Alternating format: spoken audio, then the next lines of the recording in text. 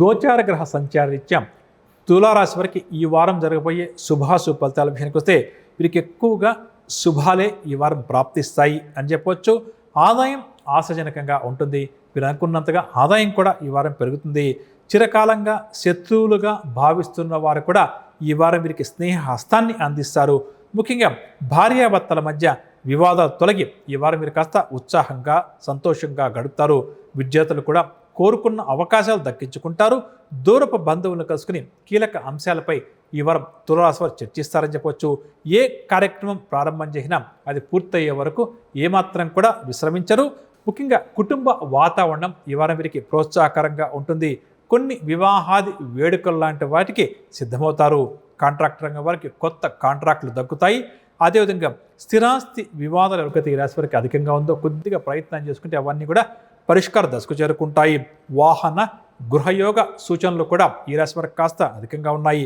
సంతాన పరంగా ముఖ్యంగా ఈ వారం ఈ రాశి వారు శుభవార్తలు అధికంగా అందుకుంటారు. ఈ వారం ఈ రాశి వారు తీసుకునే నిర్ణయాలపై సర్వత్రా కూడా ఆమోదం వ్యక్తమవుతుంది. కొన్ని ప్రధాన సమస్యల నుంచి బయటపడే అవకాశం ఉంది కాబట్టి అటువైపు ప్రయత్నించడం కూడా ఈ వారం ఈ రాశి వారికి చాలా మంచిది. వృత్తి ఉద్యోగ వ్యాపారస్తులకు ఈ వారం అంతా కూడా సజావుగా సాగుతుంది. ముఖ్యంగా వ్యాపారస్తులకు వ్యాపారాలు బాగా కూడా పుంజుకుంటాయి. రాజకీయవేత్తలు కళారంగం వారికి వ్యవసాయదారులకు ఐటీ రంగం వారికి మంచి విజయాలు వరిస్తాయి అని చెప్పవచ్చు. మహిళల ఆశలు కూడా నెరవేరే అవకాశం ఉంది.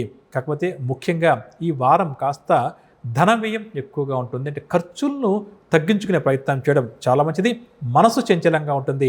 ఆరోగ్యం సహకరించక కొంత ఇబ్బంది పడాల్సి వస్తుంది. కాబట్టి ముఖ్యంగా ఆరోగ్యం విషయంలో వీరు కాస్త జాగ్రత్త వహిస్తే ఈ వారం అంతా కూడా ఈ రాశి వారికి సరిపోతుంది అని చెప్పవచ్చు.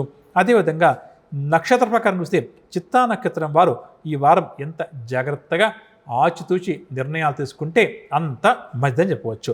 ఇక పరిహారం విషయానికి వస్తే ప్రతి నిత్యం కూడా ఈ వారం అంతా తులారాశి వారు శ్రీరామ రక్షా స్తోత్రాన్ని పఠించడం చాలా మంచిది.